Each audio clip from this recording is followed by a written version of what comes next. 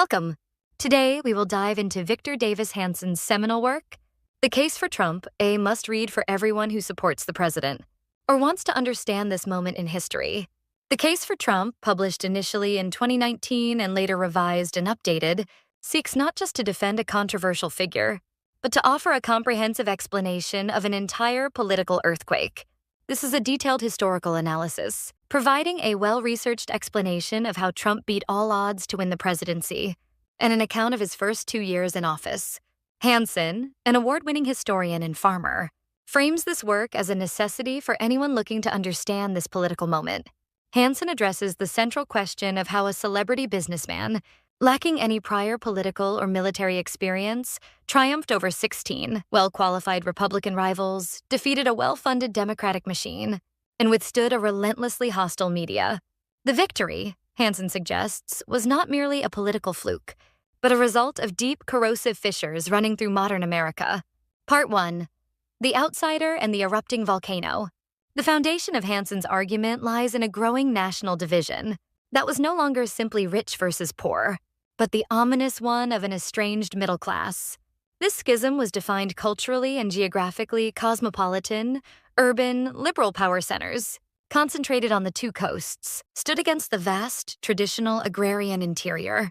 Hanson refers to the entrenched establishment as the Ancien Régime, a system deeply rooted in politics and bureaucracy. Trump stepped into this environment as an abject outsider. For frustrated voters, his unique absence of a traditional political resume was explicitly viewed as a significant plus. His campaign method and very manner of speech constituted an open affront to the Washington political classes and media. Supporters interpreted the ensuing and predictable, hysterical outrage this caused among the elite as a profound catharsis. When opponents began trading insults, they disclosed the real toxic venom they harbored for the deplorables and irredeemables, thereby reinforcing the loyalty of Trump's core base. Crucially, Trump's candidacy succeeded because he offered an alternative to the Washington-centric establishment, arguing that both parties were entrenched within the parasitic deep state or swamp. He tapped into populist sentiment, rejecting the idea that the country's interior should not be written off as an aging and irrelevant backwater. The starkest contrast lay in his opponent. Trump was fundamentally not Hillary Clinton. While both faced scandal, their flaws differed profoundly. Trump's flaws: crude language, lawsuits, failed businesses were typical of a private sector wheeler-dealer. Clinton's flaws, however, were inextricably linked to her long career in high-stakes politics, involving serial scandals rooted in her leveraging of public offices, such as Whitewater, Benghazi, the Clinton Foundation's finances, and the unauthorized use of a private email server. Hanson concludes that voters ultimately preferred the authentic bad boy of the private sector to the public's disingenuous good girl. Hanson also analyzes the failure of the Republican establishment, like the McCains and Romneys, to effectively counter Democratic overreach. They were seen as offering persuasive abstractions, but failing to mobilize the massive number of working-class voters needed in swing states. Trump's victory, in Hanson's view, was directly attributable to securing swing states like Michigan, Pennsylvania, and Wisconsin by narrow margins that previous Republicans had consistently failed to win. Part 2. The Case for the Agenda. Despite the messenger's chaos, the political agenda was driven by a consistent focus on three neglected signature issues. First, trade and globalization.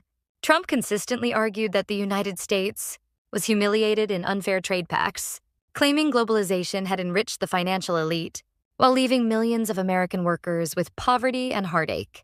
He specifically accused China of commercial cheating, patent infringement, and technological appropriation, dismissing critics by provocatively stating that trade wars are good and easy to win. His goal was ensuring that American workers' interests came first. Second, foreign policy and interventionism. Trump criticized optional and costly wars, such as those in Iraq, Libya, and Afghanistan, arguing interventions were fought for ungrateful others at the expense of Americans at home.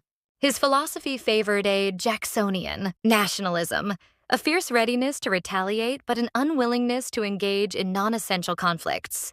He consciously questioned the entire global status quo, forcing allies, including NATO members, to meet their defense, spending pledges by questioning the entire arrangement. Third, immigration. Trump hammered nonstop on illegal immigration, arguing that open borders undermined the melting pot, ossified American wages, and presented national security threats. He was unequivocal in his solution. We will build a Great Wall along the southern border. Hanson highlights the theory that cracking down on illegal immigration would provide leverage to American workers across demographics, a strategy that correlated with historic low unemployment rates for both Black and Latino workers by mid-2018. Hanson asserts that this agenda, though controversial, yielded tangible results. The economy in Trump's first few years was robust, demonstrating better performance than in the preceding decade. This success was catalyzed by significant deregulation, large increases in energy production, and tax cuts.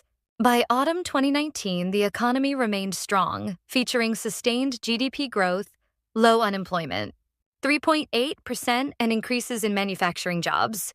Part 3. The Tragic Hero and Legacy. Hanson delves into the deeper reason supporters tolerated, even embraced Trump's often abrasive methods by framing him as a tragic hero.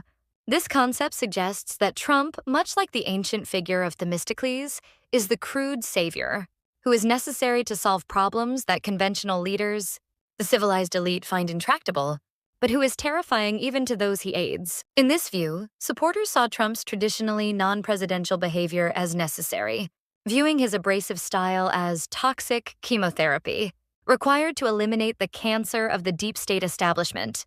Critics often judge Trump in an ahistorical vacuum, unaware that in history, volatile figures like Trump achieve feats precisely because they operate outside traditional civilized norms. The establishment was predictable in its reliance on strategic restraint and global norms. But when these predictable methods failed, for example, confronting a nuclear North Korea or Chinese institutionalized cheating, unpredictability itself became a necessary virtue. Trump's base believed his constant feuding was a necessary retaliation against hysterical efforts to thwart his agenda. He felt compelled to answer every slight, always in kind or often more crudely than his attackers. The ultimate verdict of the book remains focused on the historical consequences of this tumultuous presidency. Hanson concludes by asking whether Trump's actions constitute undoing the last half-century of American progressivism or sparking a cultural and political renaissance, like no other president since Franklin Delano Roosevelt, or crashing the traditional American political establishment and its norms of behavior altogether. Thanks for watching, and see you in the next video.